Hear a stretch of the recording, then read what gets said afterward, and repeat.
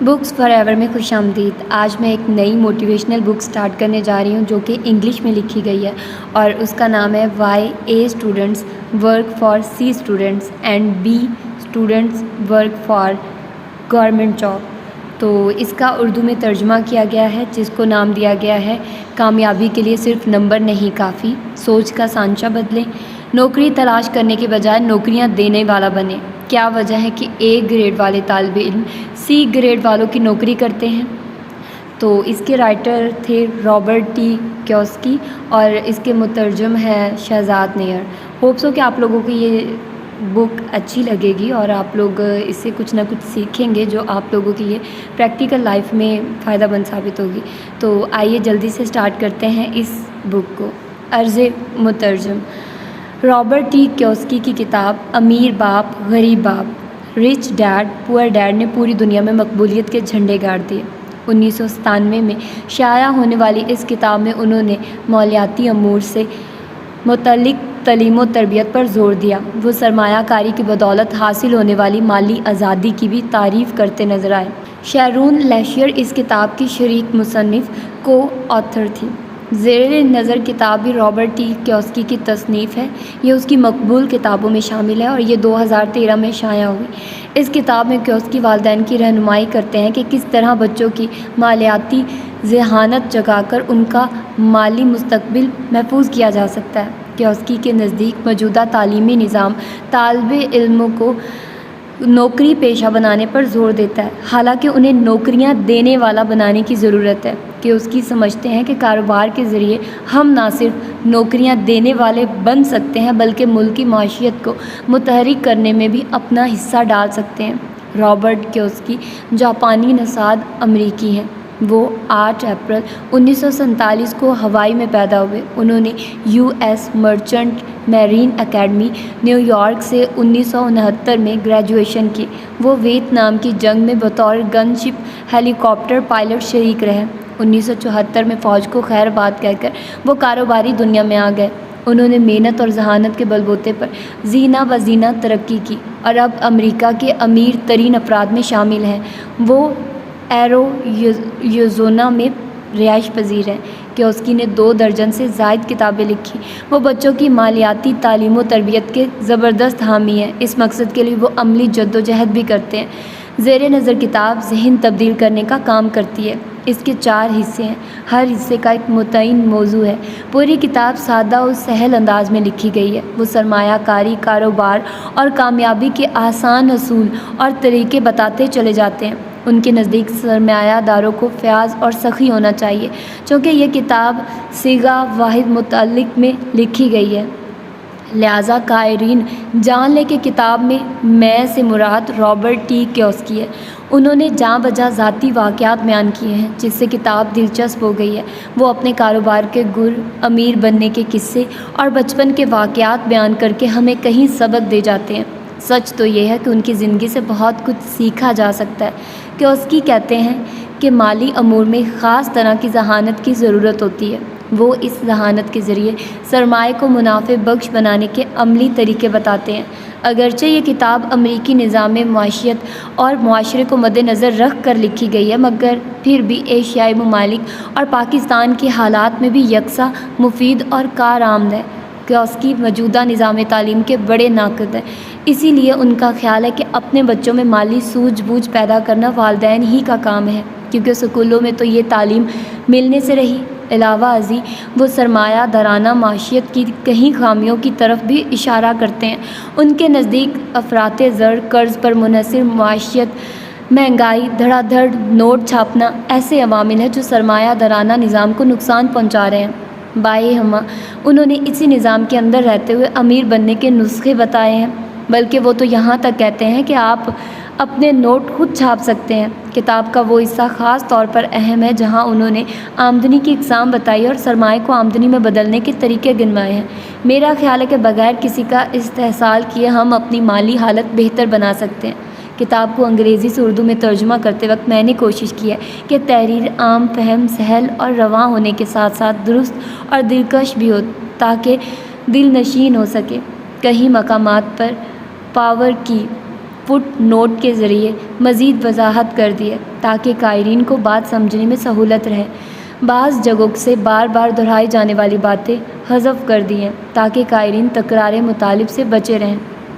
ذاتی حوالے سے عرض کروں کہ ترجمہ کرتے وقت مجھے بہت سے مقامات پر اپنے والد گرامی حاجی محمد رفیق کی کاروباری جدوجہد کی جھلک نظر آتی رہی۔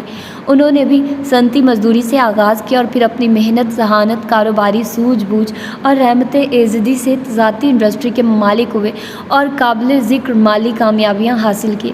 حیرت کی بات یہ ہے کہ کیوسکی کی بتائی ہوئی کئی باتیں والد گرامی کے کاروباری تجربے کے عین مطابق ہے، مثلاً روپے کو بینک میں رکھنے کی بجائے اس سے جائیداد خریدنا وغیرہ۔ ان باتوں سے پتہ چلتا ہے کہ مصنف رابرٹ کیوسکی جس کاروباری سوجھ بوجھ کو بیان کیا ہے وہ نہایت عملی قسم کی ہے اور پاکستان کے حالات میں بھی قابل عمل ہے۔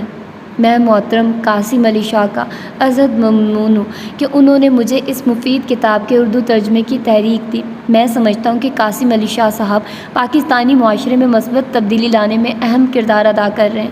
ان کے ادارے قاسم علی شاہ فاؤنڈیشن کی خدمات بھی لائق تحسین ہیں۔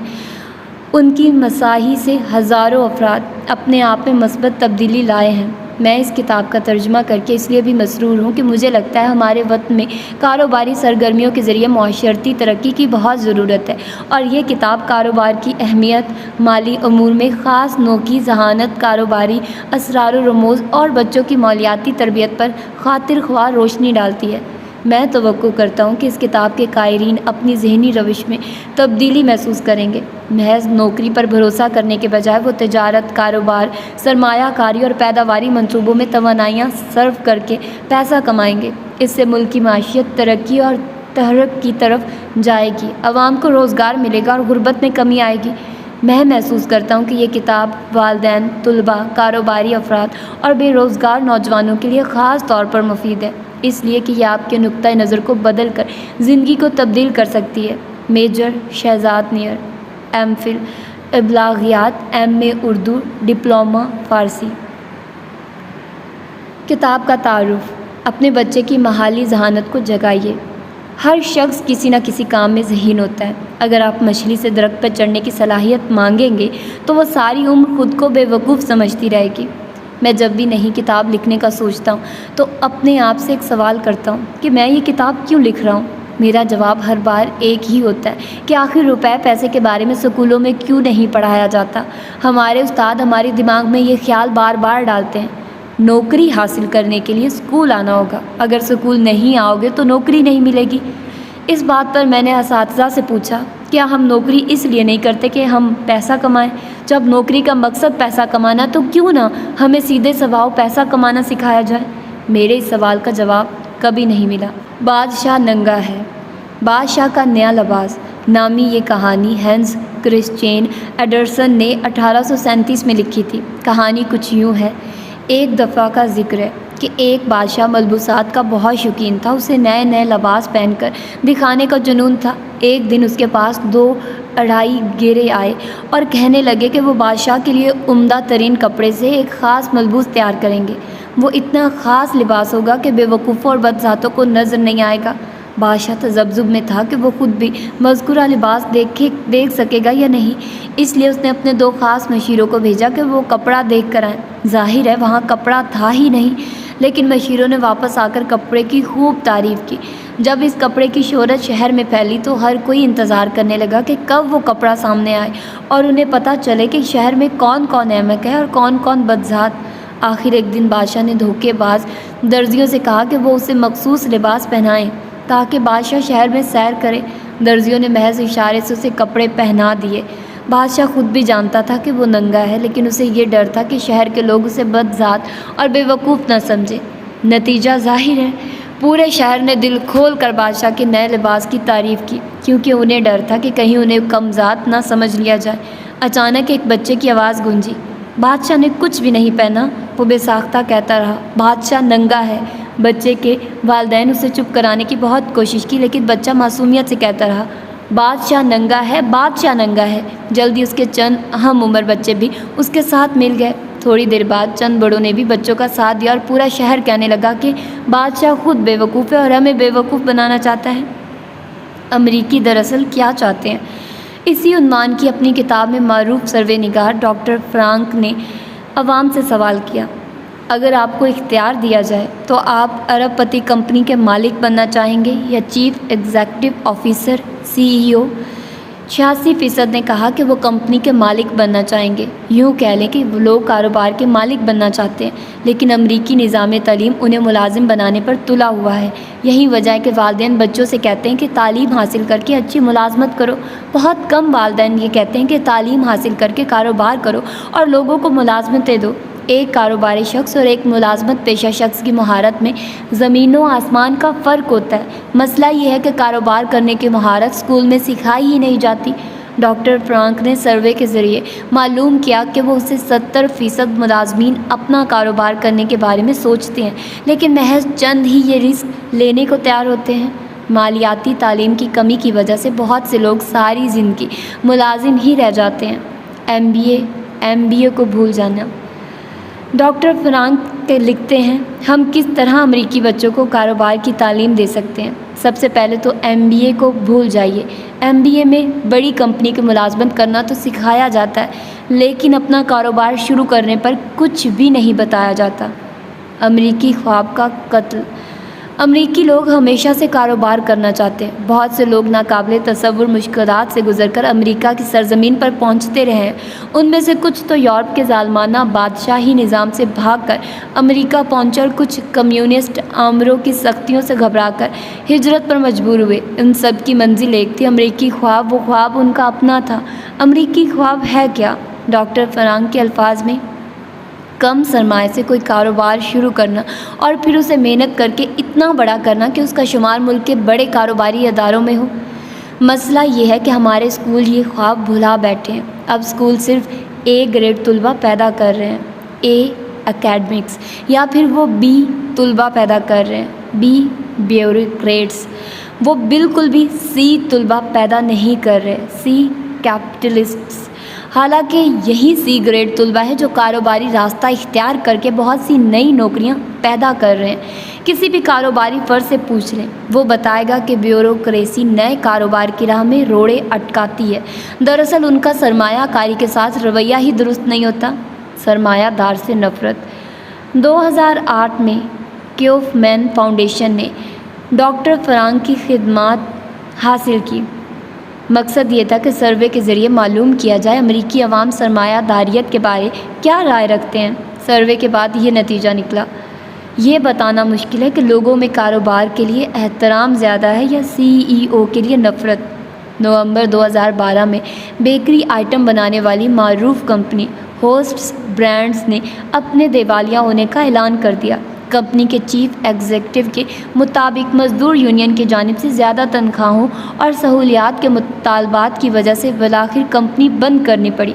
اس سے 18,000 سے زائد کارکن بے روزگار ہوئے۔ دوسرے لفظوں میں 72,000 افراد متاثر ہوئے، کیونکہ اوسطاً ایک فیملی من 4 افراد ہوتے ہیں۔ اس مسئلے کے باعث ان 72,000 افراد سے جڑے ہوئے کہیں اور دکانداروں کا بزنس بھی متاثر ہوا۔ بعد میں جا کر یہ حقیقت کھلی کہ اس کمپنی کا CEO اور دیگر اعلیٰ عہدیدار اپنی تنخواہوں اور مراحت پر لاکھوں خرچ کر رہے تھے۔ اس لیے کسی کو حیرانی نہیں ہونی چاہیے کہ عام لوگ CEO کو اچھا نہیں سمجھتے۔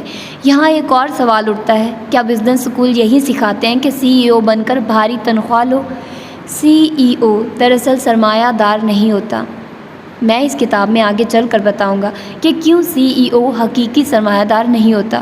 دراصل CEO اصلی سرمایہ دار کی خاطر کام کرتا ہے۔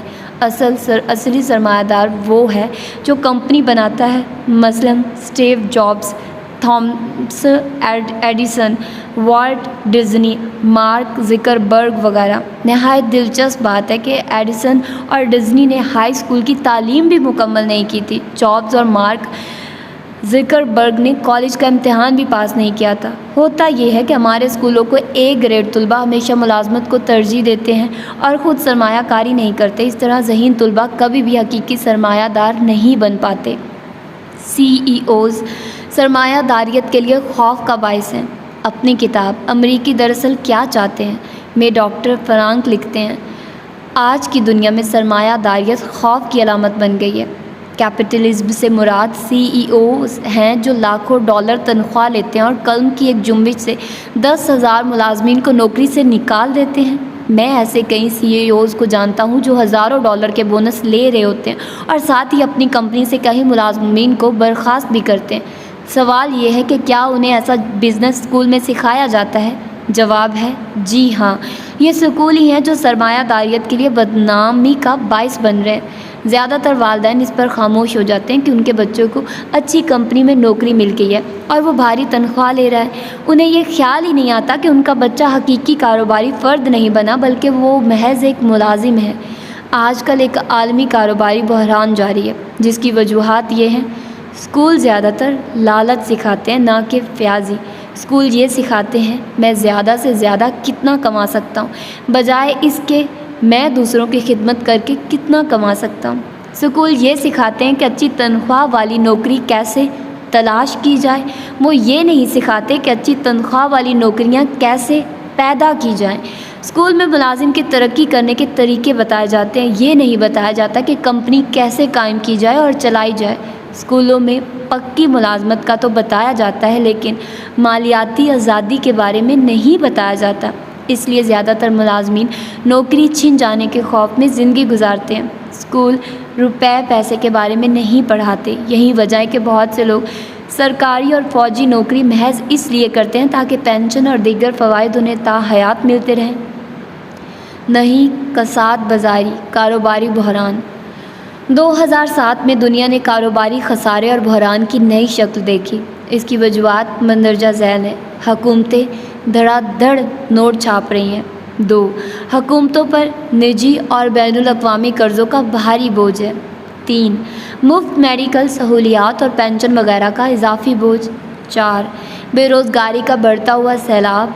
5 आलमगीरियत के बाइस तरक्की पजीर मुल्कों से सस्ते मज़दूरों की आमद। ये सब वो मसाइल हैं जिनका सामना आपका बच्चा करेगा। बादशाह नंगा है।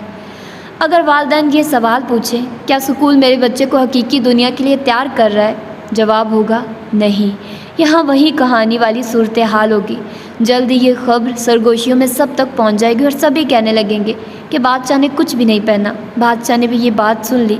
जाहिर है कि बादशाह भी आगाह था कि उसने कुछ नहीं पहन रखा, फिर भी उसने अपना सर उठाए रखा और शहर का गश्त मुकम्मल किया। मुझे ऐसे लगता है कि हमारे स्कूल में भी आगाह होने के बावजूद ये तस्लीम नहीं कर रहे कि वो बच्चों को हकीकी दुनिया के मुताबिक तैयार नहीं कर पा रहे। मालियाती तालीम के बगैर आपका बच्चा दुनिया के लिए तैयार होकर स्कूल से नहीं निकलता, क्योंकि स्कूल इस बात को तस्लीम नहीं करते। लिहाजा ये वालिदैन का ही काम है कि अपने बच्चों को माली तालीम दिलाएँ, क्योंकि दुनिया मालियात पर चलती है और मालियात का मतलब है पैसा। हिस्सा अव्वल पार्ट 1। क्या स्कूल हमारे बच्चों को हकीकी दुनिया के लिए तैयार कर रहे हैं? टॉम सॉयर की मुहम्मद का नया रूप, the real world. Modern day version of the adventure of Tom Sawyer, mark Twain, 1876। हिस्सा अव्वल का तारुफ। बाज़ बच्चों के लिए तो स्कूल एक अच्छा तजुर्बा होता है, लेकिन बाज़ दूसरे बच्चों के लिए सबसे बुरा तजुर्बा स्कूल का ही होता है। हर बच्चे में किसी न किसी नौ की जहानत ज़रूर होती है। बदकिस्मती से हमारे तालीमी निज़ाम उस जहानत को पहचान नहीं पाता, बल्कि बाज़ सूरतों में बच्चे की मखसूस जहानत कुचल दी जाती है।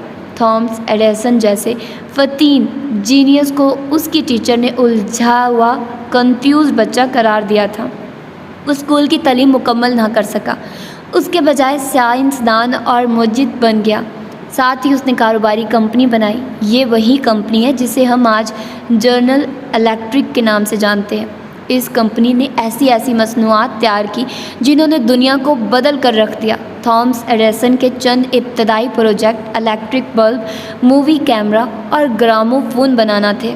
अल्बर्ट आइंस्टाइन का भी स्कूल का तजुर्बा कुछ अच्छा ना रहा। उसके असातिज़ा नज़दीक वो काहिल, सुस्त और बागी बच्चा था। इसके बावजूद आइंस्टाइन तारीख का नहायत अहम साइंसदान बना। अंग्रेज़ी में जीनियस का मतलब जीनियस, जीनी इन अस, मुराद ये कि जिन हमारे अंदर है, यानी हम जो चाहें वो कर सकते हैं।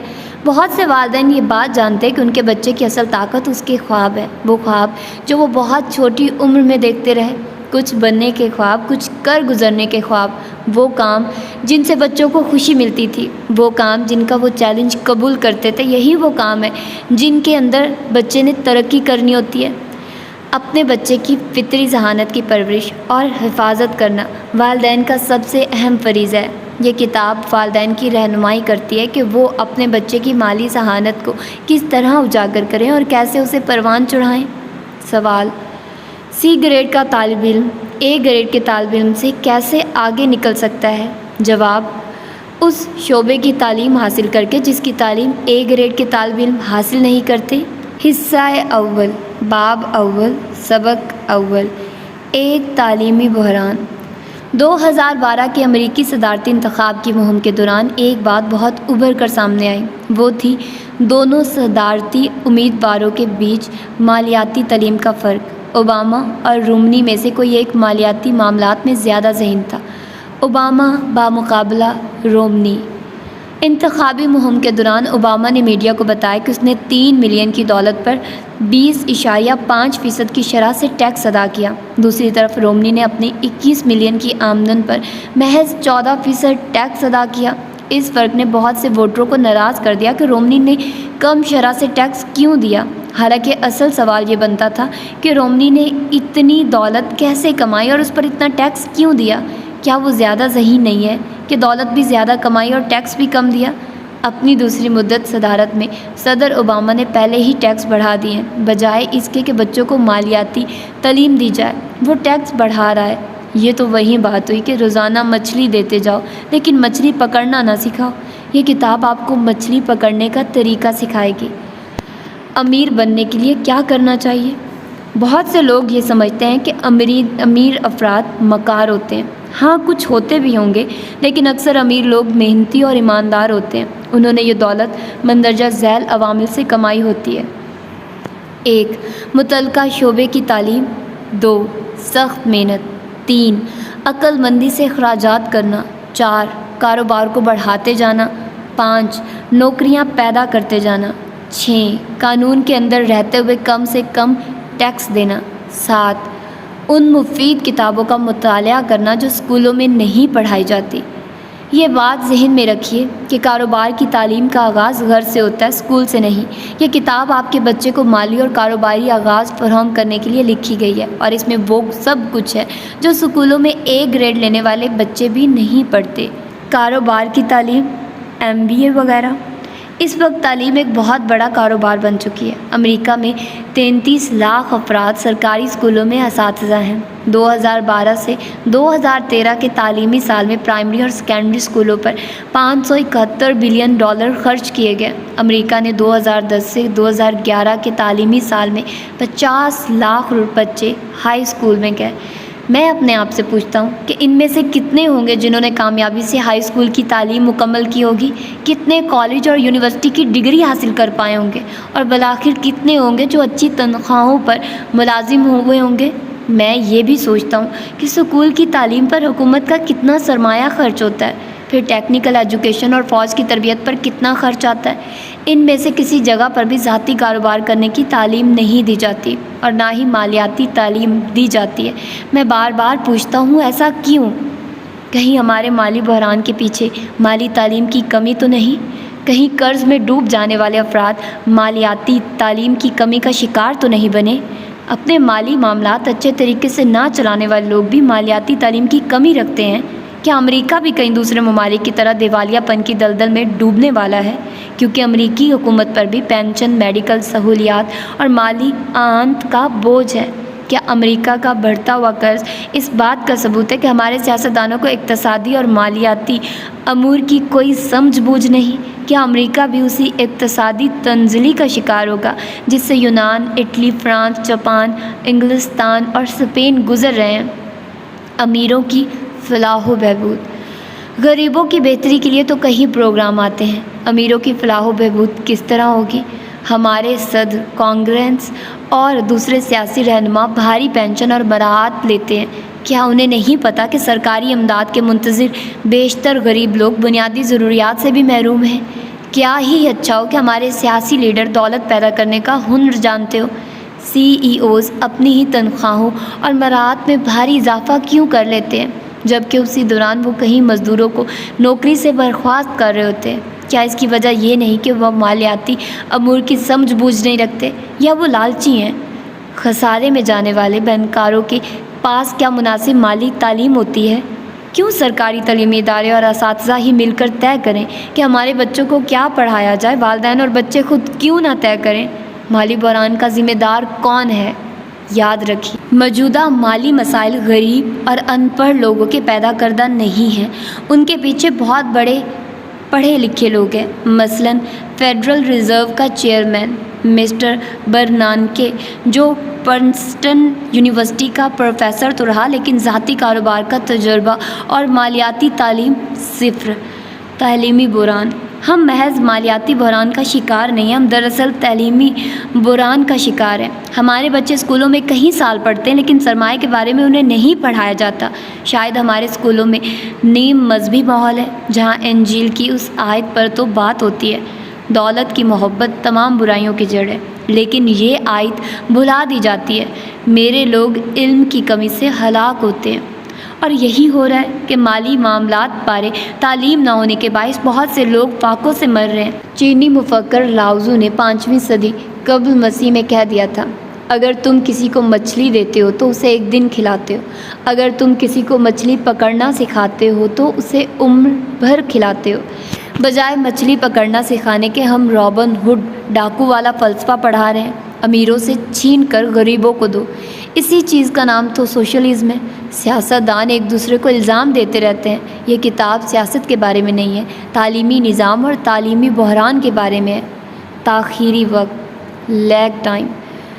بہت سے اساتذہ تعلیمی نظام میں تبدیلی کی ضرورت سے آگاہ ہیں، لیکن تعلیم کی انڈسٹری میں تبدیلی کی رفتار بہت ہی سست ہے۔ مختلف اداروں میں تاخیری وقت کا وقفہ مختلف ہوتا ہے۔ اس کی ایک تعریف مندرجہ ذیل ہے، نئے آئیڈیا کے پیش کیے جانے اور اسے اختیار کر لینے کا درمیانی وقفہ لاگ ٹائم کہلاتا ہے۔ مجھے بتایا گیا کہ ٹیکنالوجی کی دنیا میں یہ تاخیری وقفہ 18 ماہ کا ہوتا ہے، یعنی آئیڈیا پیش ہونے سے لے کر نئی پروڈکٹ بننے تک 18 ماہ لگتے ہیں۔ جو کمپنیاں اپنا تاخیری وقفہ کم سے کم رکھتی ہیں وہ مارکیٹ کو اپنے قابو میں کر لیتی ہیں، اور جو سست ہوتی ہیں انہیں مارکیٹ اٹھا کر باہر پھینک دیتی ہے۔ زرعی سماج میں لیگ ٹائم سینکڑوں سالوں پر محیط تھا، صنعتی دور میں 50 سال کے قریب، اور اب اطلاعاتی دور میں یہ محض 6 ماہ کے حساب سے ناپا جاتا ہے۔ کاروں کی صنعت میں تاخیری وقت 25 سال ہوتا ہے۔ جو کار آج آپ کے سامنے ہے، اس کا آئیڈیا 25 سال پہلے سوچا گیا تھا۔ حکومتوں کے منصوبے 35 سال کا تاخیری وقت رکھتے ہیں۔ محکمہ تعلیم کا تاخیری وقت سب سے زیادہ ہے، یعنی 50 سال۔ اس سے سست صرف ایک انڈسٹری ہے، تعمیراتی انڈسٹری، جس کا لیگ ٹائم 60 سال ہے۔ تعلیم کا مستقبل، دی فیوچر آف ایجوکیشن۔ تعلیمی نظام میں تبدیلی اتنی سست رفتار ہوتی ہے کہ مجھے لگتا ہے اس کتاب کی تجاویز کو عمل میں آتے آتے آج کی نسل دادا نانا بن چکی ہوگی۔ اسی لیے میں چاہتا ہوں کہ اس کتاب میں دیے گئے اسباق گھر پر ہی بچوں کو پڑھانا شروع کر دیں، تاکہ ان کی مالی تعلیم و تربیت کا آغاز ہو۔ یہ کتاب ان والدین کے لیے جو تیز تر تبدیلی کا ادراک رکھتے ہیں، جو اپنے بچے کو کل کی حقیقی دنیا کے لیے تیار کرنا چاہتے ہیں، جو جانتے ہیں کہ دنیا بہت تیز ہو چکی ہے۔ یہ کتاب ان والدین کے لیے ہے جو یہ بھی جانتے ہیں کہ کل کی دنیا معاشی چیلنجز سے بھرپور ہوگی۔ اس لیے بچوں کو معاشی، اقتصادی اور مالیاتی طور پر تیار کر کے دنیا میں بھیجنا چاہیے۔ میں نے ہمیشہ فائنینشیل ایجوکیشن کی حمایت کی ہے۔ 1973 میں جب میں ویتنام جنگ سے واپس آیا تو میں نے دیکھا کہ میرے والد کی نوکری چھن چکی تھی۔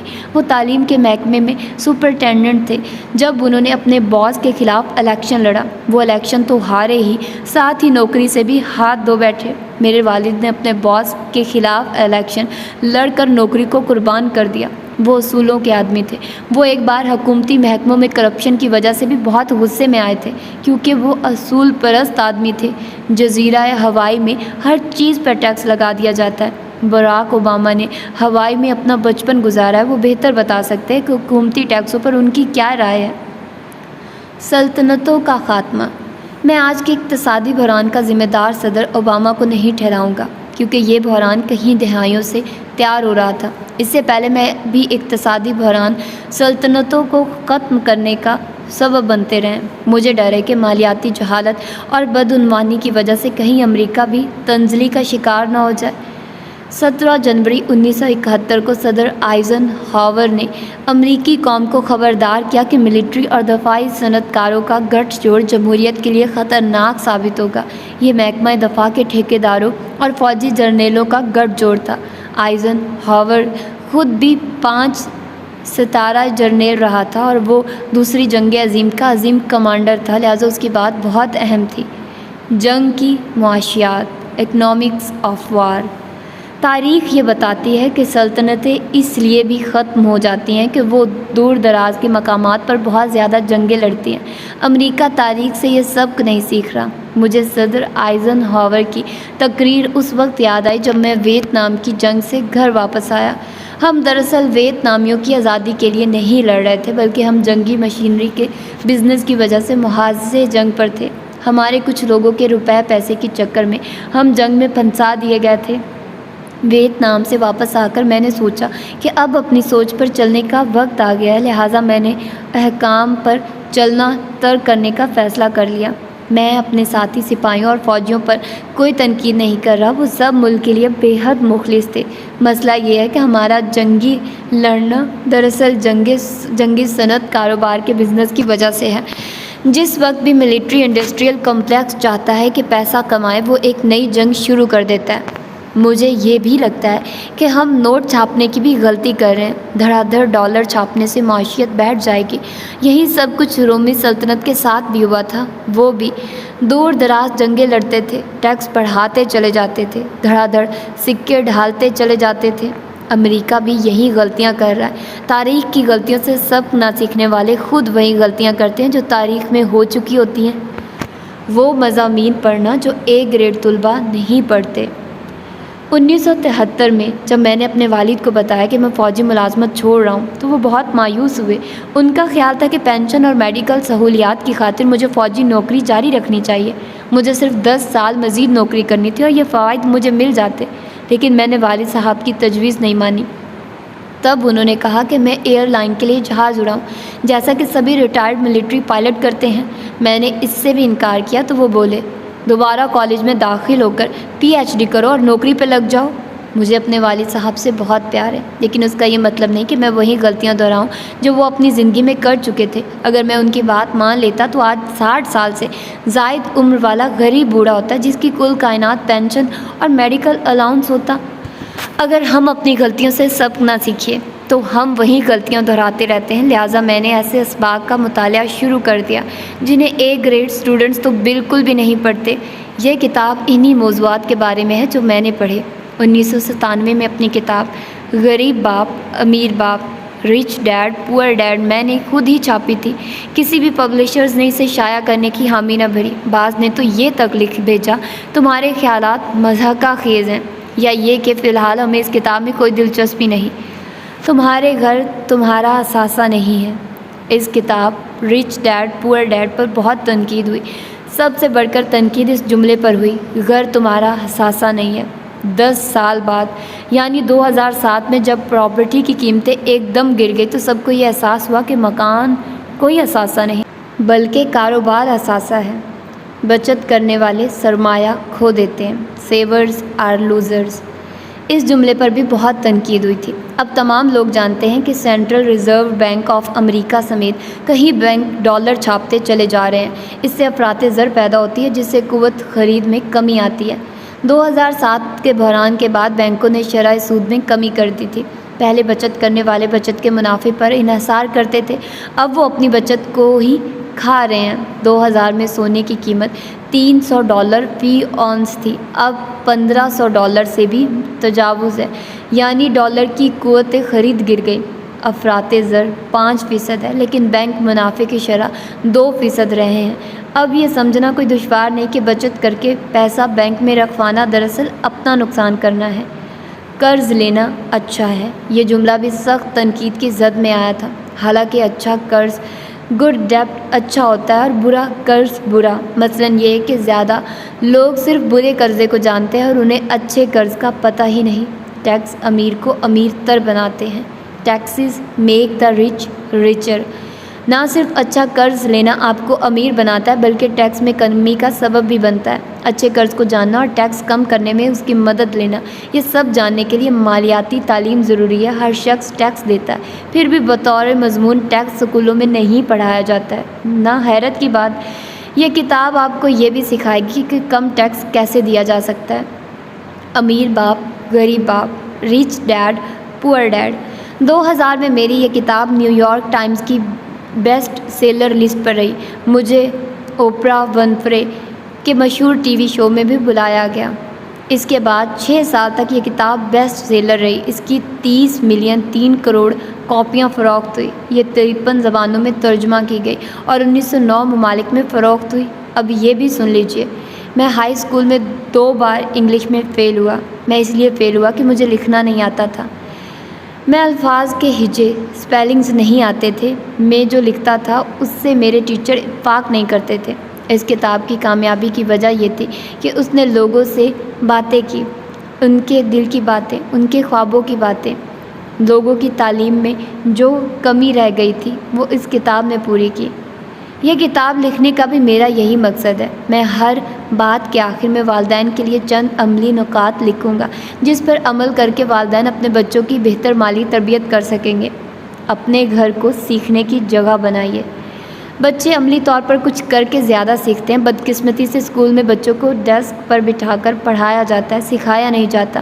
گھر میں آ کر ایک دفعہ پھر وہ بیٹھ جاتے ہیں ہوم ورک کے لیے۔ آپ کے گھر میں دولت کے بارے تعلیم کے عنوان سے ہر ہفتے ایک رات مختص کر سکتے ہیں۔ اس کو دلچسپ بنائیے اور روپے پیسے کی باتیں کریں۔ اسے اپنے خاندان کی روایت بنا لیں۔ بچوں کے ساتھ مونوپلی یا کیش فلو کھیلیے۔ یہ گیمز بچوں کا دماغ تیز کرتی ہے۔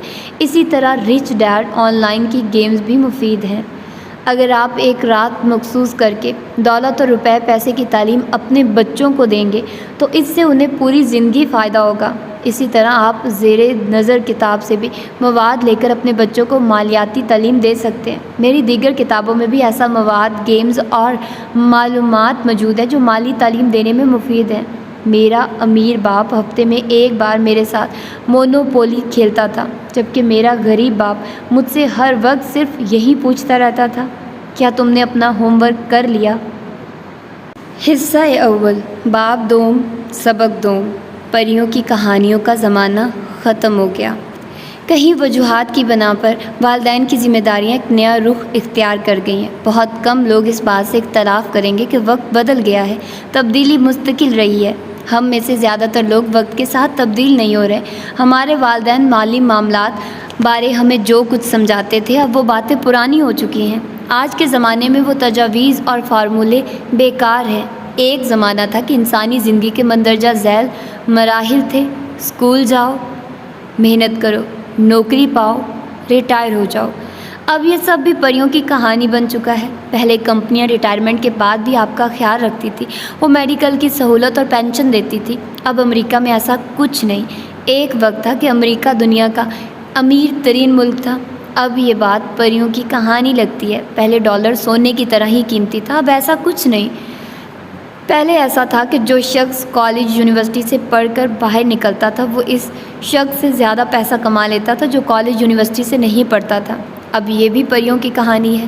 2007 میں ایسا کساد بازاری آئی کہ مارکیٹیں منہدم ہو گئی۔ اس کا نتیجہ یہ نکلا کہ خوفزدہ والدین ایک بار پھر والدین بچوں سے کہنے لگے کہ کالج جاؤ اور پڑھ لکھ کر نوکری حاصل کرو۔ وہ پریشانی میں یہ بات بھول گئے کہ پڑھے لکھے نوجوانوں میں بے روزگاری کی شرح سب سے بلند ہے۔ آج کل کے طالب علم ایک کے بعد دوسری ڈگری لیتے چلے جاتے ہیں کہ شاید نوکری مل جائے۔ بعض تو اس کوشش میں قرض کے بوجھ تلے دب جاتے ہیں۔ تعلیم مہنگی ہو رہی ہے۔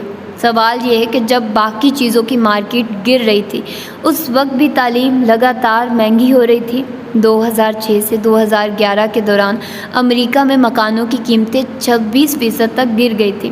اسی مدت میں تعلیم کے اخراجات میں 4.6% اضافہ ہوا، حتیٰ کہ اسٹاک مارکیٹ کریش کر رہی تھی، لیکن ٹیوشن فیس میں 5.9% اضافہ ہوا۔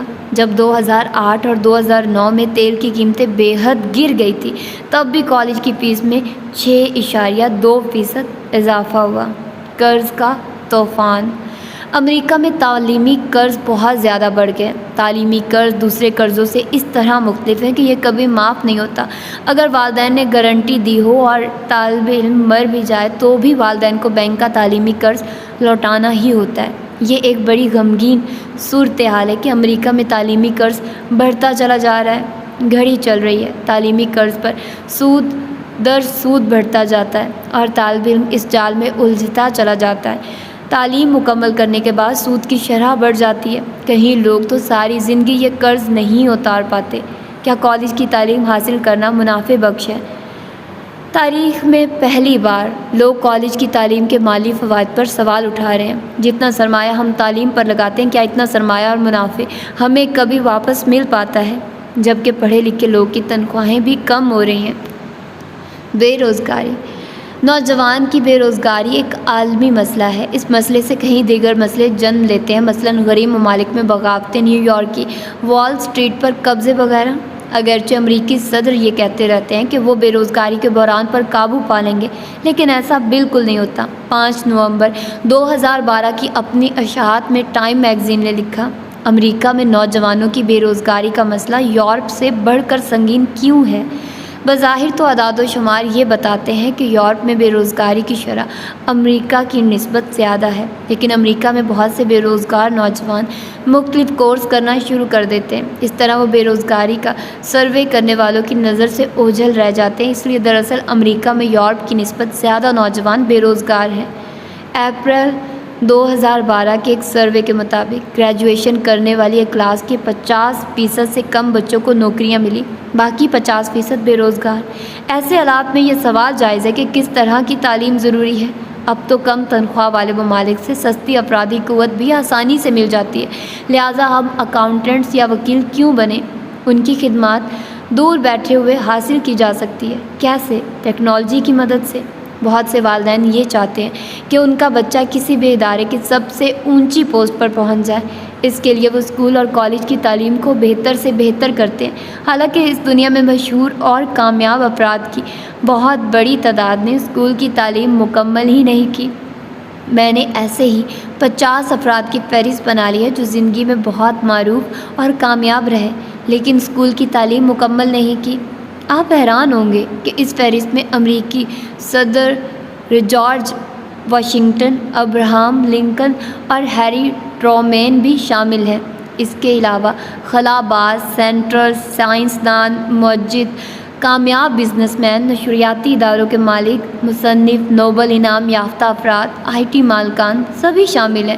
موجودہ زمانے میں فیس بک کے مالک مارک زکربرگ اور مائیکروسافٹ کے بانی بل گیٹس بھی اس فہرست میں شامل ہیں۔ اس فہرست سے آپ یہ مطلب نہ اخذ کریں کہ فوراً سکول چھوڑ دینا چاہیے، ہرگز نہیں۔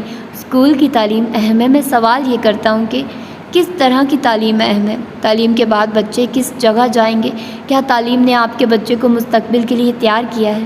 کیا اس تعلیم کے بعد آپ کا بچہ مالی طور پر محفوظ ہو گیا ہے؟ یہ وہ سوالات ہیں جن کی وجہ سے میں نے یہ کتاب لکھی، کیونکہ اس طرح کی باتیں ہمارے تعلیمی نصاب میں شامل نہیں ہیں۔ اس کتاب میں اس راستے کی نشاندہی کی گئی ہے جس پر چل کر آپ کے بچے کو سرکاری نوکری یا پرائیویٹ نوکری کی ضرورت نہیں ہے، بلکہ وہ خود نوکریاں دینے والا بن جائے گا۔ تعلیم کا مستقبل۔ ایک زمانہ تھا کہ تعلیم کی 2 ہی اقسام تھی، رسمی تعلیم مثلاً لکھنا، پڑھنا، سیکھنا، ریاضی وغیرہ، پیشہ ورانہ تعلیم مثلاً ڈاکٹری، انجینئرنگ وغیرہ۔ اب ایک تیسری قسم کی تعلیم بھی انتہائی ضروری ہوگی، اور وہ ہے مالیاتی تعلیم، جس سے بچہ روپیہ کمانے کا ڈھنگ سیکھ لے۔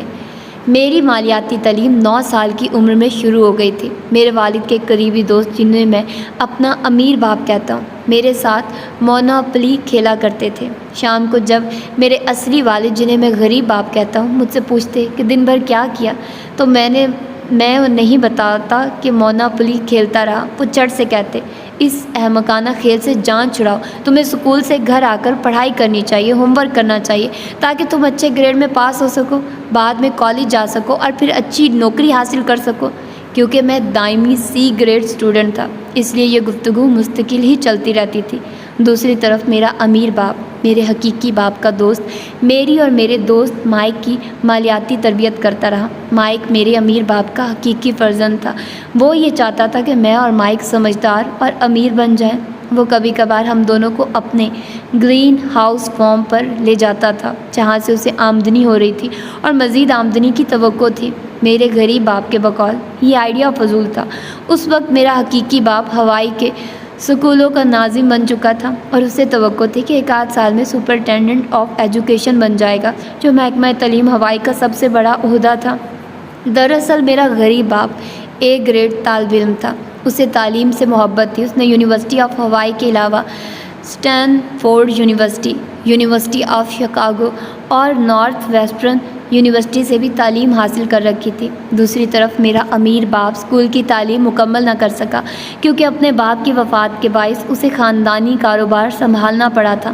اس نے اس کاروبار کو اتنی ترقی دی کہ جب میں 19 برس کا ہوا، میرا امیر باپ ہوائی کے امیر کبیر لوگوں میں شامل ہو گیا۔ اس وقت مجھے احساس تک نہ ہوا کہ میرا امیر باپ مونوپولی کے کھیل کے ذریعے میری ایسی ذہنی تربیت کر رہا ہے جس کی وجہ سے میں ایک سرمایہ دار کی طرح سوچنے کے قابل ہو جاؤں گا۔ میرا غریب باپ اور میرا امیر باپ دونوں دوست تھے، دونوں ہی اچھے آدمی تھے، لیکن ان کے نظریات میں زمین و آسمان کا فرق تھا۔ یہ اختلافات اس وقت کھل کر سامنے آئے جب میں 10 سال کا تھا۔ ایک دن میرا امیر باپ مجھے اپنے ساتھ لے گیا۔ دراصل وہ کرایہ داروں سے کرایہ وصول کرنے گیا تھا۔ میرے غریب باپ اور میری ماں کو یہ بات بہت ناگوار گزری۔ ان کا خیال تھا کہ 10 سال کے بچے کے لیے یہ ایک ظالمانہ سبق تھا۔ دوسری طرف میرا خیال یہ تھا کہ وہ حقیقی زندگی کا ایک مفید تجربہ تھا۔ کچھ عرصے کے بعد مجھ پر یہ نکتہ کھلا کہ میرے والدین کو کیوں یہ بات بری لگی تھی۔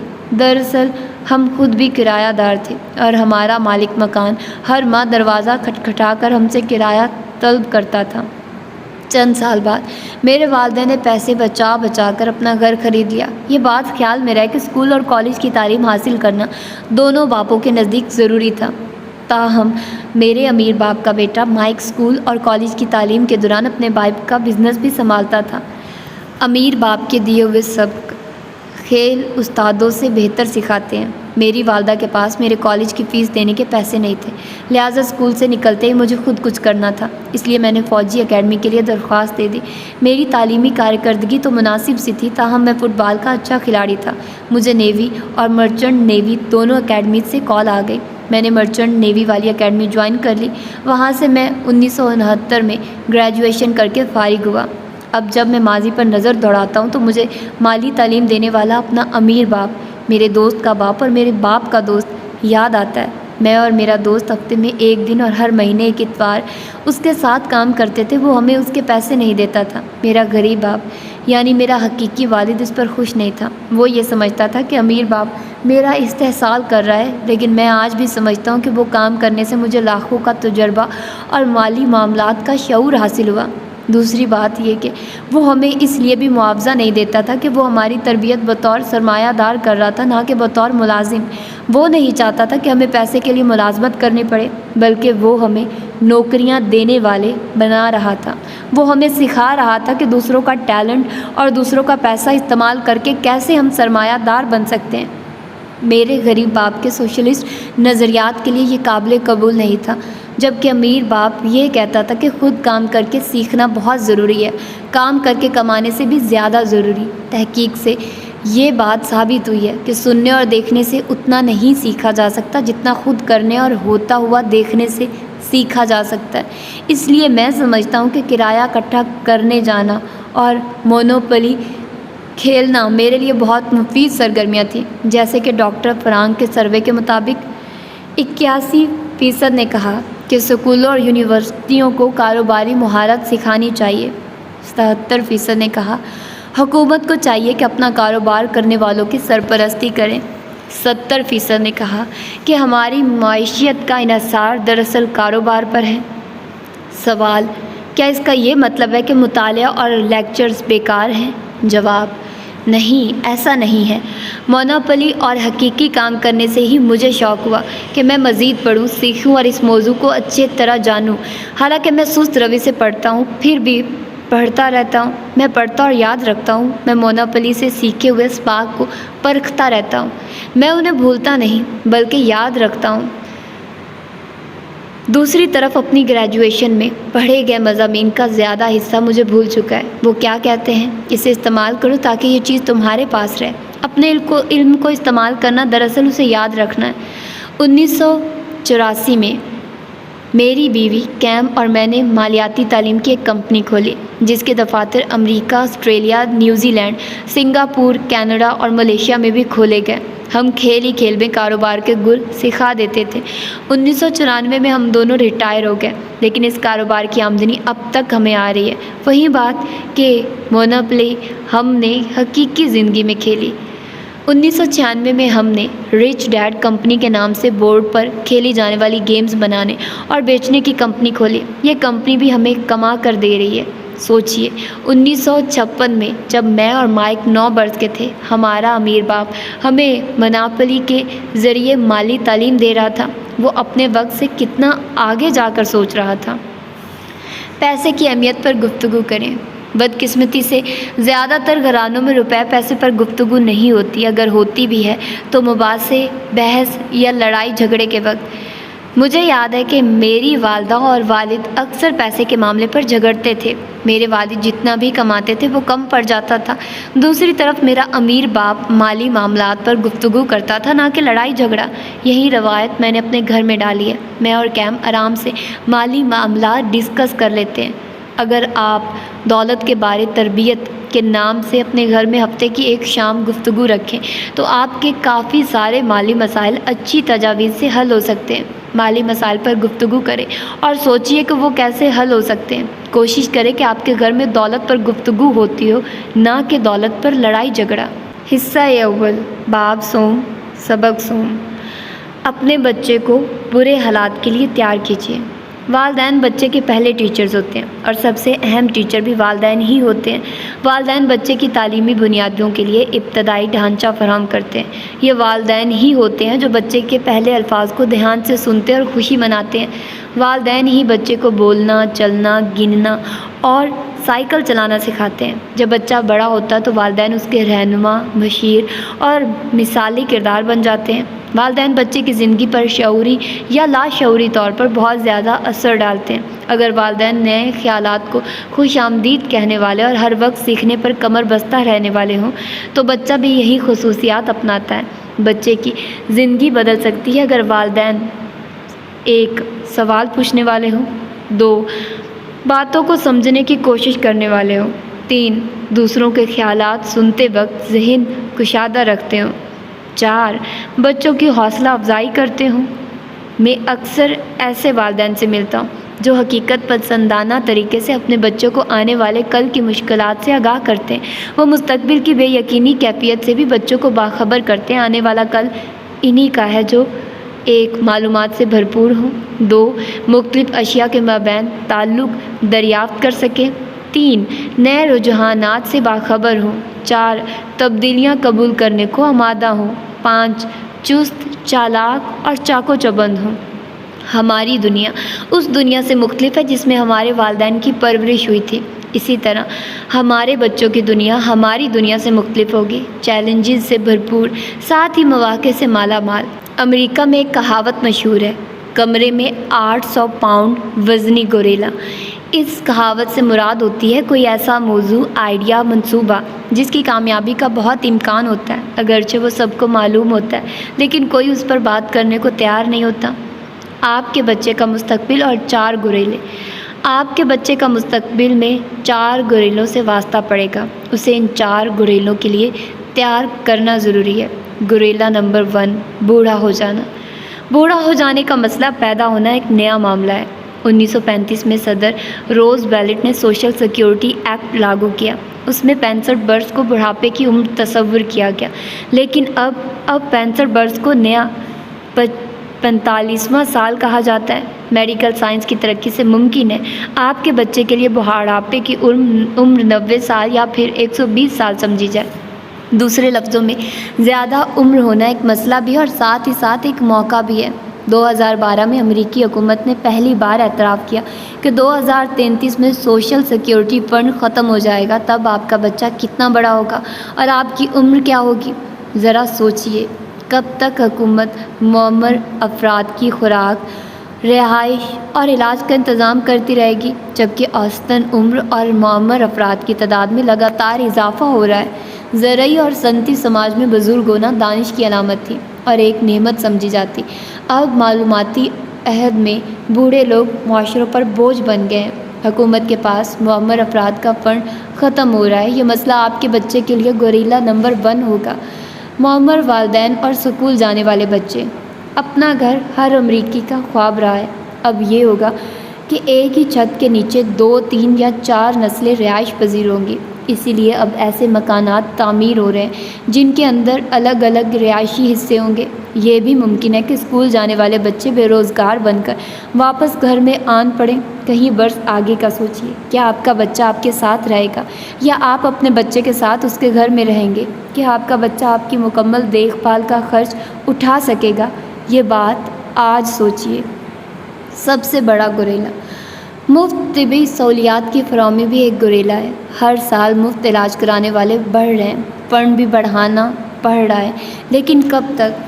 ایک دن فنڈ نہیں رہے گا۔ ٹیکس دینے والے کب تک اتنا بھاری فنڈ چلا سکیں گے جو $100 ٹریلین کا ہے؟ گوریلا نمبر 2، قومی قرضوں میں اضافہ۔ ہم میں سے کچھ لوگ مرکب سود کی طاقت سے واقف ہوں گے۔ آئنسٹائن نے ایک بار کہا تھا کہ یہی کائنات کی سب سے طاقتور فورس ہے۔ اس کے ساتھ ہی مرکب قرض کی ایک اصطلاح ہے۔ قوموں، حکومتوں اور ملکوں پر قرض بڑھتا ہی چلا جا رہا ہے۔ 2002 میں امریکہ کا قرض $5 ٹریلین تھا، جو 2012 میں بڑھ کر $16 ٹریلین ہو گیا۔ 2011 میں حکومت یونان نے خود کو دیوالیہ قرار دے دیا تھا۔ اب امریکہ، انگلستان اور جاپان کی باری بھی آ سکتی ہے۔ گوریلا نمبر 3، نئی کساد بازاری۔ امریکہ کے فیڈرل ریزرو بینک کے چیئرمین مسٹر بین کا خیال ہے کہ ڈالر چھاپنے کی رفتار تیز کر کے اقتصادی بدحالی سے نکلا جا سکتا ہے۔ مسٹر بین کو ہیلی کاپٹر بین بھی کہا جاتا ہے، اس لیے کہ وہ کہتا ہے اگر معاشی حالات خراب ہو گئے تو میں ہیلی کاپٹروں سے ڈالر پھینکوں گا۔ تاریخ میں 2 طرح کی کساد بازاری آئی ہے، ایک 1929 کی امریکی کساد بازاری، 2 1920 میں جرمنی میں افراط زر۔ 1929 والی کساد بازاری 25 سال جاری رہی تھی۔ موجودہ کساد بازاری جو 2007 شروع ہوئی، یہ بھی 25 سال جاری رہ سکتی ہے، یعنی 2032 تک۔ مختصراً یہ کہا جا سکتا ہے کہ 1929 کی کساد بازاری کی وجہ بہت کم نوٹ چھاپنا تھی اور 1920 کی جرمنی کی افراط زر کی وجہ بہت زیادہ نوٹ چھاپنا۔ وہ یہ بات فراموش کر گئے کہ اس کا لازمی نتیجہ ہوگا بے تحاشا افراط زر، یعنی کرنسی کی قدر میں کمی، یعنی اشیاء کی قیمتوں میں اضافہ۔ اس سے بچت کرنے والوں کی رقم بھی اچانک بے قدر ہو جاتی ہے۔ 1929 کی امریکی کساد بازاری سے وہ لوگ بچ گئے تھے جنہوں نے بچت کی تھی۔ 1920 کے جرمنی کے بحران میں وہ لوگ بچ گئے جو اشیاء بناتے تھے۔ موجودہ کساد بازاری میں بچت کرنے والے ریٹائرڈ افراد، لگی بندی تنخواہ والے افراد سب سے زیادہ نقصان اٹھائیں گے۔ اس ساری گفتگو کا نتیجہ یہ نکلا کہ آپ کے بچے کو دونوں طرح کے معاشی بحرانوں کے لیے تیار ہونا پڑے گا۔ سر ایڈمنڈ برک نے کہا تھا جو تاریخ کی غلطیوں سے آگاہ نہیں ہوتے وہ لازمی انہیں دہراتے ہیں۔ اگر سکولوں میں مالیاتی تاریخ نہ پڑھائی جائے تو ہمارے بچے بھی وہی مالیاتی غلطیاں کریں گے جو ہمارے آباء و اجداد سے ہوئی۔ میرے امیر باپ نے کہا تھا اگر تم خود کو مستقبل کے لیے تیار کرنا چاہتے ہو تو ماضی سے آگاہی حاصل کرو۔ گوریلا نمبر 4، بڑھتے ہوئے ٹیکس۔ جب بھی مرکزی بینک مزید کرنسی نوٹ چھاپتا ہے 2 چیزیں ہوتی ہیں، 1 ٹیکس بڑھ جاتے ہیں، 2 افراط زر میں اضافہ ہو جاتا ہے۔ بہت سے لوگ یہ سمجھتے ہیں کہ ٹیکس ادا کرنا حب الوطنی کا تقاضا ہے اور قومی ذمہ داری ہے۔ یہاں بھی وہ معاشی تاریخ سے ناواقف رہ جاتے ہیں۔ 1943 میں پہلی بار ایسا ہوا کہ دوسری جنگ عظیم کے اخراجات کی خاطر کارکنوں کی تنخواہوں سے ٹیکس کی کٹوتی کی گئی۔ اس کے بعد سے اب تک یہ عمل جاری ہے، حالانکہ جنگ تو کب کی ختم ہو چکی۔ اس وقت یہ قومی آزادی اور جنگ میں کامیابی کی خاطر کیا گیا، لیکن اب تک وہی کیوں ہوتا چلا آ رہا ہے؟ حکومتیں چلانے والی نوکر شاہی یہ تو جانتی ہیں کہ ٹیکس کیسے بڑھائیں، لیکن انہیں یہ بالکل نہیں پتہ کہ حکومت کیسے پیدا کی جا سکتی ہے، کیونکہ وہ کاروباری ذہن نہیں رکھتے۔ ٹیکس دونوں کو متاثر کرتے ہیں، امیر اور غریب ہر کوئی ٹیکس کی زد میں آ ہی جاتا ہے۔ حکومتی فلاحی پروگراموں کے چلنے کے لیے ٹیکس میں اضافہ ضروری ہے۔ یہ ٹیکس آپ کا بچہ ادا کرے گا۔ اپنے بچے کی مالیاتی تربیت کے دوران ٹیکس پر بھی گفتگو کیجیے، اسے سمجھائیے کہ کون ٹیکس دیتا ہے اور کیوں۔ میرے امیر باپ نے یہ شکل مجھے سمجھانے کے لیے بنائی تھی۔ EBSI، ای کا مطلب امپلائیز یعنی ملازمین، ایس کا مطلب سیلف ایمپلائڈ اسمال بزنس یعنی چھوٹا کاروبار، بی کا مطلب بگ بزنس یعنی بڑا کاروبار 500 سے زائد کارکن، آئی کا مطلب انویسٹر یعنی سرمایہ کار۔ ہم میں سے ہر کوئی کسی نہ کسی جگہ فٹ ہوگا، مگر کچھ ایسے بھی ہوں گے جو ایک سے زائد جگہ سے دولت کما رہے ہیں۔ ای کے خانے میں وہ لوگ ہیں جو مستقل ملازمین ہیں اور تنخواہ پر گزر بسر کرتے ہیں۔ بی کا خانہ بل گیٹس اور اسٹیو جابز جیسے بڑے کاروباری افراد کے لیے ہے۔ آئی کے خانے میں پروفیشنل سرمایہ کاری آتے ہیں جو اپنی سرمایہ کاری پر کم سے کم ٹیکس دیتے ہیں۔ اس میں وہ چھوٹی موٹی انویسٹمنٹ نہیں آتی جو ٹیکسوں میں ہی ختم ہو جائے۔ زیادہ تر CEOs کا خانہ ای ہے۔ ایسے افراد بھی ہیں جو ای سے ایس اور پھر آئی سے بی کے خانوں میں آ جاتے ہیں۔ ہمارا اسکول کا نظام صرف ای اور ایس کے خانے کے افراد پیدا کر رہا ہے، یعنی وجہ ہے کہ اکثر والدین اپنے بچوں سے کہتے ہیں اسکول جاؤ تاکہ نوکری ملے، یا ایسے کہتے ہیں اسکول جاؤ تاکہ ڈاکٹر، وکیل یا انجینئر بن سکو، ایس۔ میرا امیر باپ چاہتا تھا کہ میں بی اور آئی کے خانے میں زندگی گزاروں۔ میرے والدین چاہتے تھے کہ میں ای اور ایس میں رہوں۔ اب دونوں اقسام کے خانوں میں رہنے والے لوگوں میں ٹیکس کا کافی زیادہ فرق ہے۔ مندرجہ ذیل تصویر سے ٹیکس کی فیصدی شرح واضح ہو رہی ہے۔ ای 40%، بی 20%، ایس 60%، آئی 0%۔ اور آپ کو سمجھ آ گئی ہوگی کہ اوباما نے کیوں 20.5% ٹیکس دیا، رومنی نے 14%۔ اوباما ای اور ایس کے خانوں سے دنیا کو دیکھتا ہے، رومنی بی اور آئی کے خانوں سے دنیا کو دیکھتا ہے۔ زیادہ تر سوشلسٹ ای اور ایس کے خانوں میں رہتے ہیں، زیادہ تر سرمایہ دار بی اور آئی کے خانوں میں رہتے ہیں۔ آپ نے دیکھا کہ اگر ہم بچوں کو اسکول بھیجیں تاکہ وہ ای اور ایس کے خانوں میں زندگی گزاریں تو اس کا صاف مطلب ہوگا زیادہ ٹیکس دینا۔ اب آپ جان گئے ہوں گے کہ اے گریڈ کے طالب علم زیادہ ٹیکس دیتے ہیں۔ جب بھی عوام شور مچاتے ہیں کہ امیروں پر ٹیکس بڑھاؤ، اس وقت ای اور ایس کے خانے میں رہنے والے زیادہ آمدنی والے لوگوں پر ٹیکس کی شرح بڑھا دی جاتی ہے، یعنی ڈاکٹر، انجینئر اور CEOs بی اور آئی والے صاف بچ جاتے ہیں۔ شاید کچھ لوگوں کو یہ بات انصاف کے خلاف لگے۔ اس کتاب میں آگے چل کر ہم بتائیں گے کہ معیشت کو حرکت دینے کے لیے یہ کتنا ضروری ہے، اور یہ بھی کہ یہ بالکل ناانصافی نہیں ہے۔ اپنے بچے کو ابھی سے سمجھائیے کہ ٹیکس کی تعلیم بہت ضروری ہے۔ اب صرف ٹیکس کو مد نظر رکھ کر تو کوئی پیشہ اختیار نہیں کرتا، لیکن ای اور ایس، بی اور آئی کا فیصلہ کرنے میں یہ بہت مفید ہے۔ یہ خانے آپ کے بچے کی مالی تربیت کا لازمی حصہ ہونے چاہیے۔ دولت، کاروبار اور سرمایہ کاری کے بارے میں بچوں کو بتانا بہت ضروری ہے۔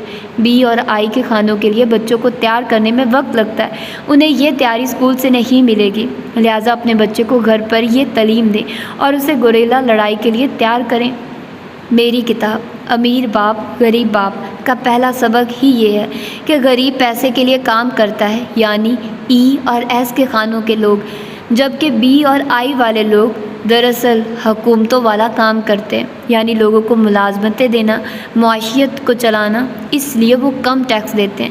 مغربی سرمایہ دار معیشت میں یہی ہوتا ہے اور یہی ہوگا۔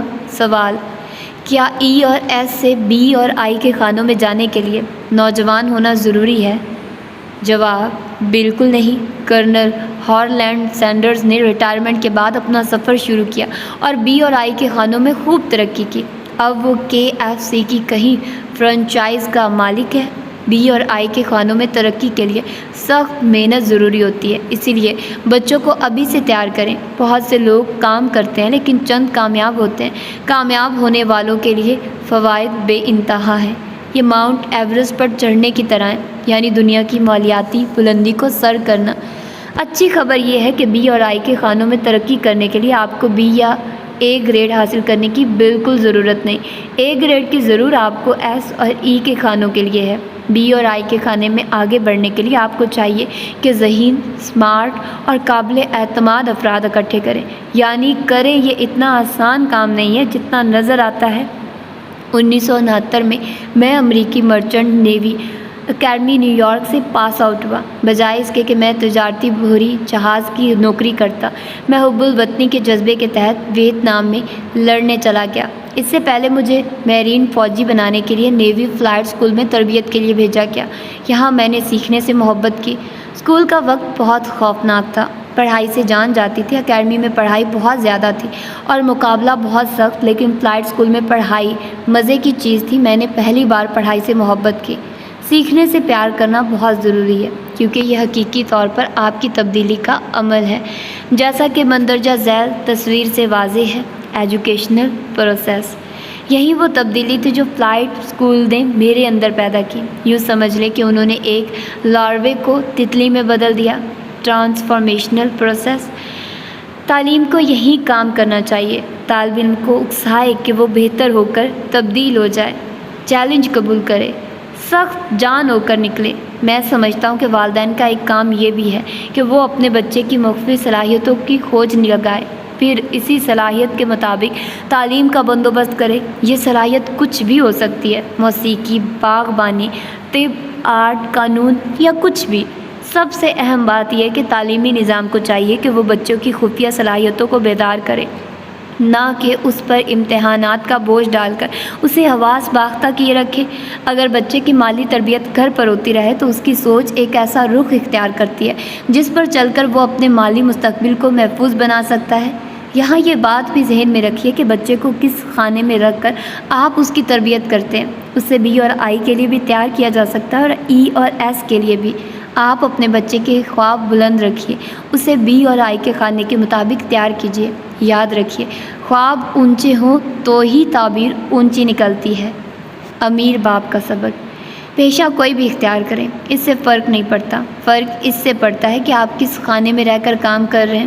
میرے اپنے ماں باپ نوکری پیشہ تھے، یعنی ای کے خانے میں۔ وہ اکثر شکایت کرتے کہ امیر لوگ ٹیکس نہیں دیتے کیونکہ وہ مکار ہیں۔ انہیں یہ نہیں پتہ تھا کہ کمائی کی مختلف اقسام پر ٹیکس کی شرح مختلف ہوتی ہے۔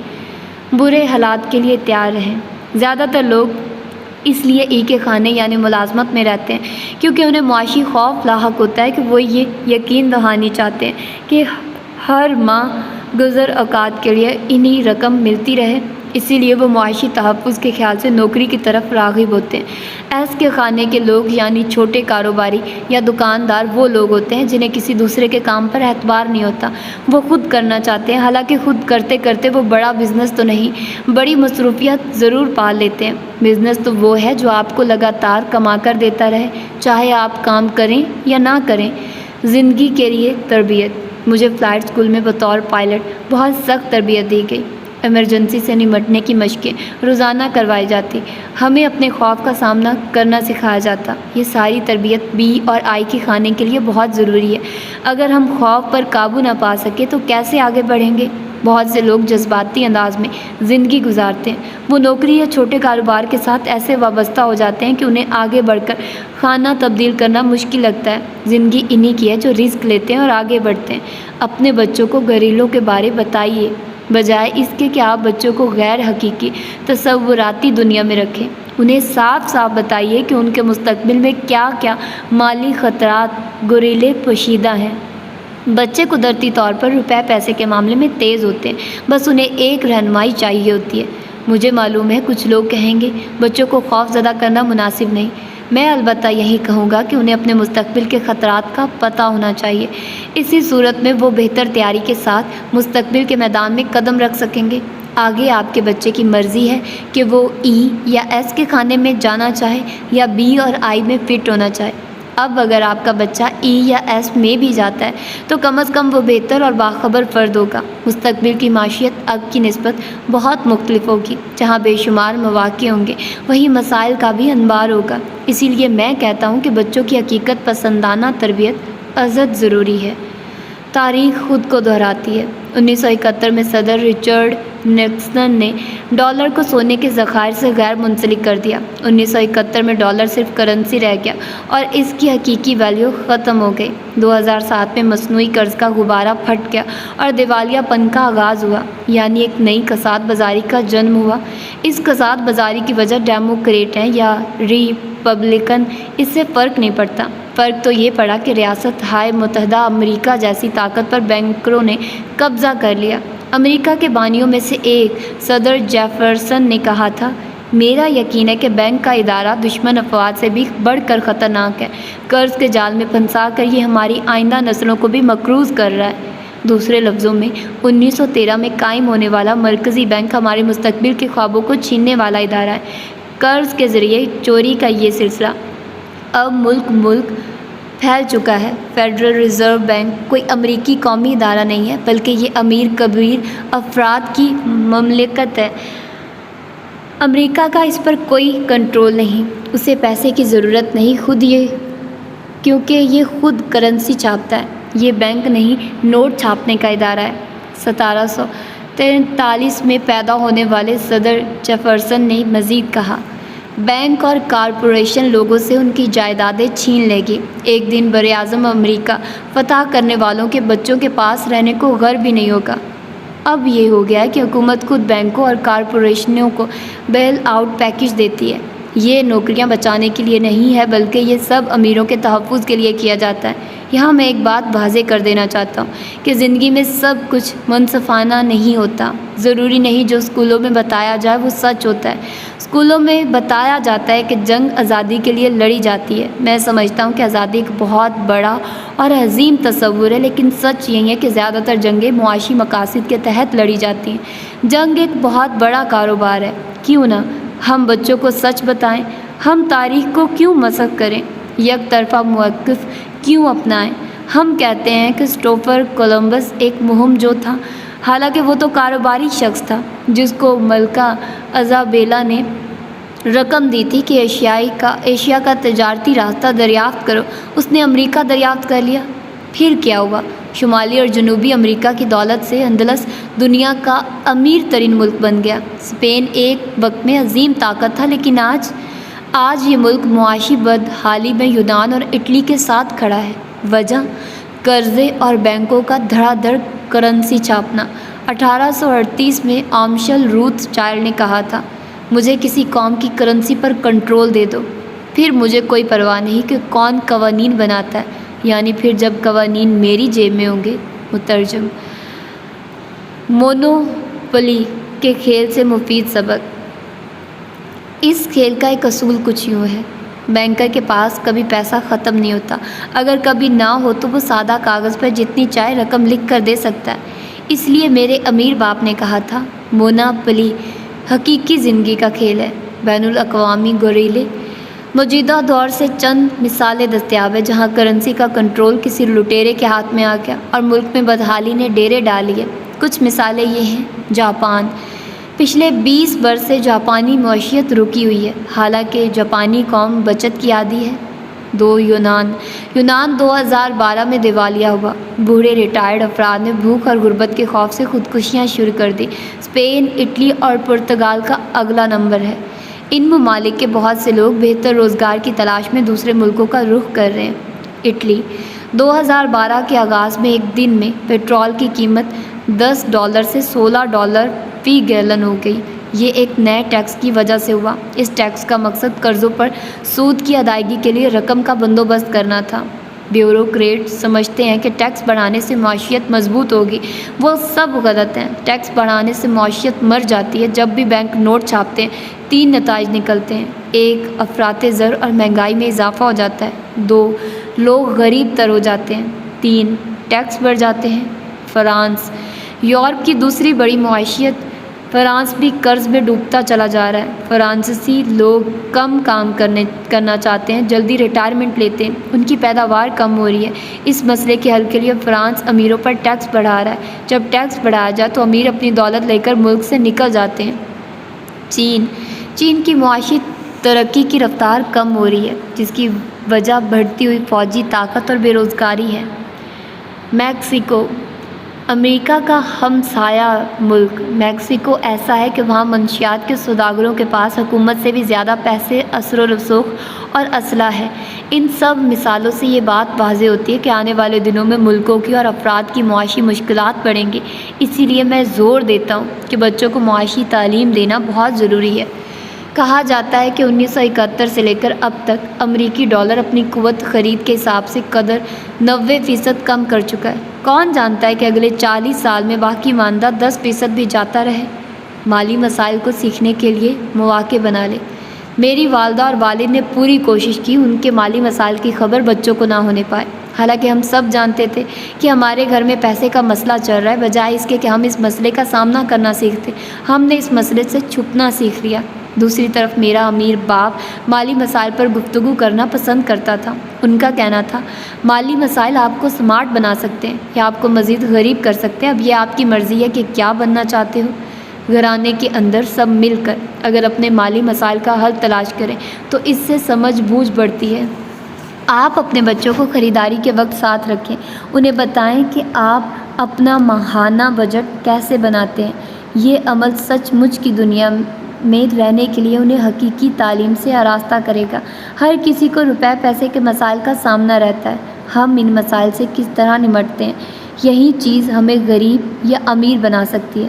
میں تو کسی مالی مسئلے کا منتظر رہتا ہوں کہ وہ آئے اور مجھے کچھ سکھا کر جائے۔ تو یہ ہے اس کی فرسٹ ایپیسوڈ۔ ہوپ سو کہ آپ لوگوں کو پسند آیا ہوگا، مطلب اس کا فرسٹ پارٹ۔ تو آپ لوگوں نے یقیناً اس بک کو انجوائے کیا ہوگا اور آپ لوگوں نے اب تک جتنا بھی سنا ہے آپ لوگ ضرور موٹیویٹڈ ہوئے ہوں گے اس چیز کو لے کر کہ آپ لوگوں نے امیر کیسے ہونا ہے اور کیا کرنا ہے۔ مطلب ابھی تو شروعات ہے، ہوپ سو کہ آگے جا کر ہمیں اور زیادہ چیزیں واضح ہوں۔ تو اپنا ڈھیر سارا خیال رکھیے گا، ملتے ہیں انشاءاللہ اس کے سیکنڈ پارٹ میں۔ ٹل دین، اللہ حافظ۔